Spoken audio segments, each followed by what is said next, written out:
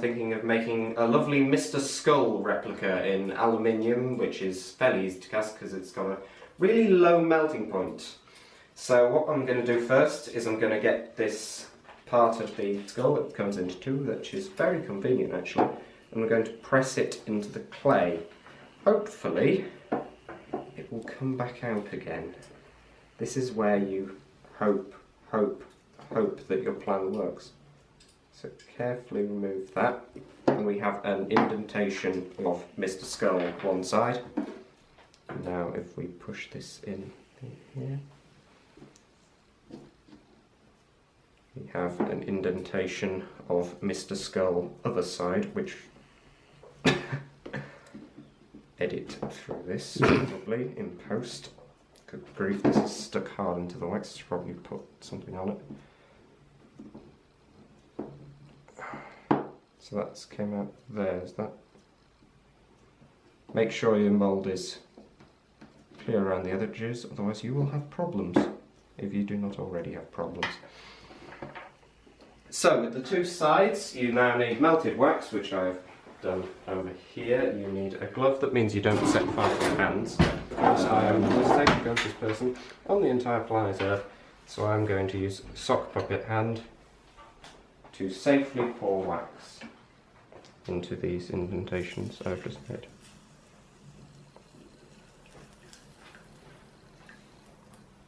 Note the intense safety of what I am currently doing.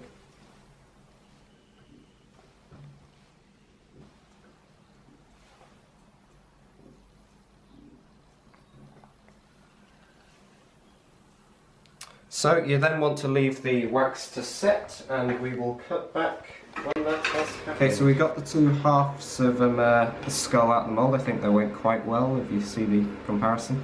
There's a little bit of detail lost on the teeth and jaw, but those can be touched up when we're doing the final bits. Some of the cracks have came through. I basically just removed the wax by getting water and constantly dabbing it with a paintbrush for 5 minutes. So we've got two halves, and we just need to fit them together now. Excuse the kettle in the background. So what we need is we need a little more wax that we've got heating up, so we'll fuse these two together and then we'll work it so that it's a proper skull shape. We might have to add a little more wax in and fiddle with it a bit, but that should work. So the wax has melted. Ultimate safety mode engage. So I'm going to get the back of this, or actually this one, because there's a bit of an indentation. I'm going to pour on the wax into a layer around here. So it forms a nice big bit of wax. I'm going to get the other half, make sure it's the right way up, and press it into the first piece. Now get something you don't particularly care about. Just rub in. Let's make the join fairly good. Use a bit more wax on a pile if you've got it. This will have to be blended out later, so this is just a very rough job.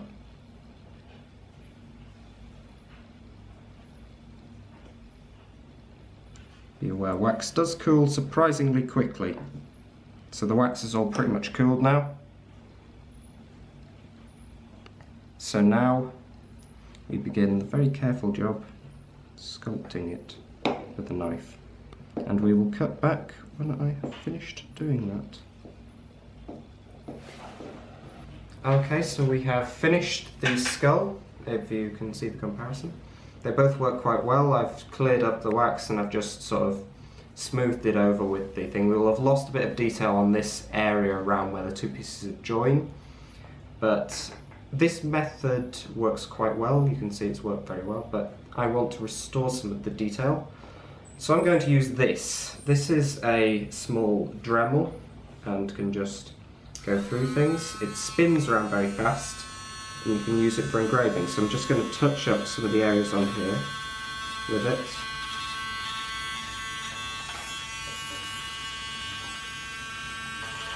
Again, this step is entirely optional. And I have to be very careful because this thing will go through metal, and wax is known for being a lot softer than metal. So I'm going to try and restore some of the cracks in the back of this heat.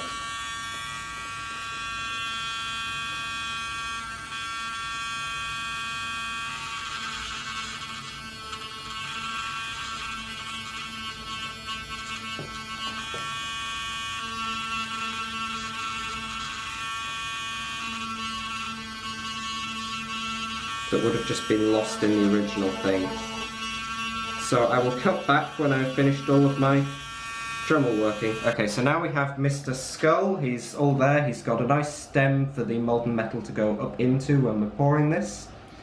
We get a bit of an extremely high-tech area around it, so we put that down, make sure that none of the parts of the skull are touching the edge, so of course there is room for the plaster to go. You mix up some plaster of Paris. Now this hasn't been edited, this is literally just fresh plaster of Paris, nothing done to it, and you pour it in until the skull is completely covered. And cross your fingers, because this is one of the many moments of truth where you lose sight of that wax casting you've spent so much time making for all time. Okay, so I had just enough plaster to do that, which is good. Shows I've got my volumes right. Just scrape out the last bits from here.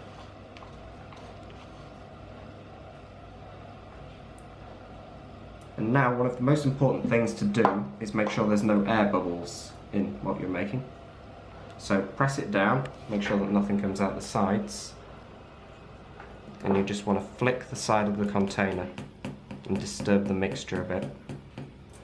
Just make sure that any air bubbles there are in there get bubbled out to the top.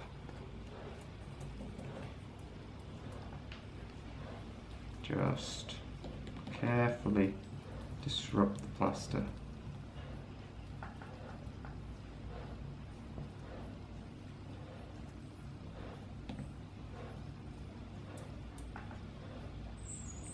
Okay, we do need a little more plaster, but that can be added in a sec because I'm just seeing the top of the skull appearing. But basically just leave it like this for a while and everything should be fine. I have my trusty graphite crucible. I have some bits of aluminium. These are just from old barbecue trays. They'll fit nicely inside there, hopefully. Close enough. Might have to hammer that a bit so it just fits in, but they'll just sort of slot down and melt gradually. I also have my new forge that I've made. It's basically just a circular area inside a plant pot, indentation down the middle, and air goes in here, fire comes out there, crucible fits nicely in the top. Hopefully it fits rather vertical, like that. These forges lit, what you want to do is going to do small amount of something very flammable. I've chosen firelighters, stick them in the bottom, and just crank it up on low setting with your hairdryer. Then very gradually add more pieces of charcoal into the top. Then just leave it for a bit until the coals catch, and add the rest. Looks a bit like this. We want to just pop something in the top. Probably put a glove on at this point. Just sort of settle the thing in the forge and just crank it up to full power and leave it till your aluminium melts.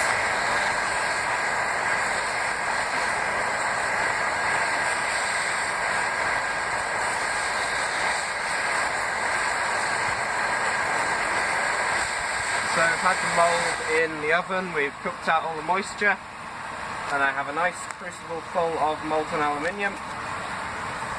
I will turn off my fan, and this is the final moment of truth. So the molten aluminium is taken from the forge. I very carefully pour metal in. Oh, I think that went in. I think it went in and overflowed.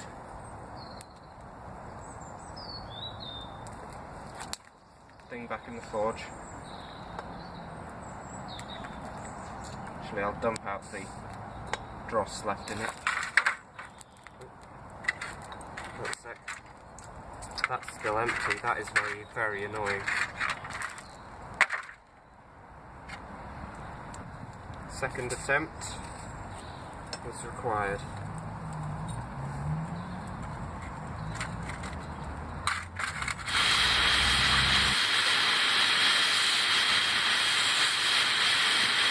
Enlarge the hole on the mould. That's something we didn't quite think of. The hole wasn't big enough for the aluminium to go down. So the second moment of truth, hopefully this will be the final moment of truth. Now carefully, tongs lift it up and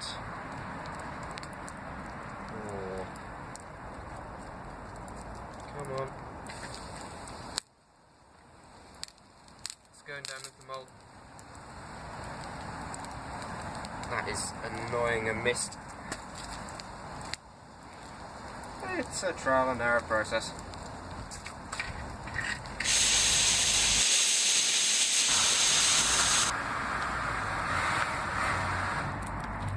Nothing. Pouring carefully. Carefully. Missed again.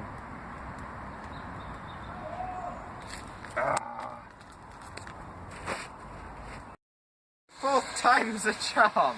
I have it a bit up so I can keep the lip poured, and half of it's already in there. So let's hope that the final pour and I actually learn accuracy this time. Lift, out around.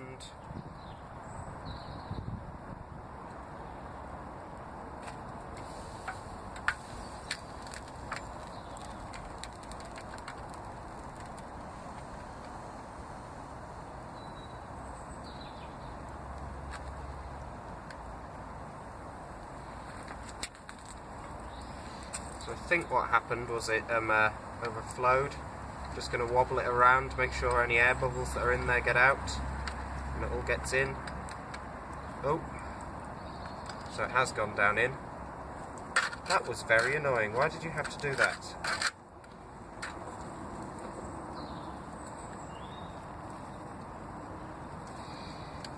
Well, time to heat it up again.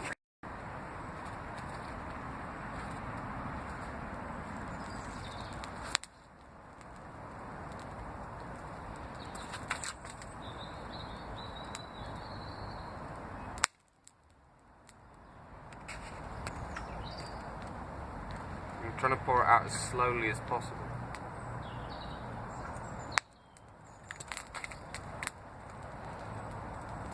Okay, so it didn't come out perfectly. The head was in two parts and missing the top half.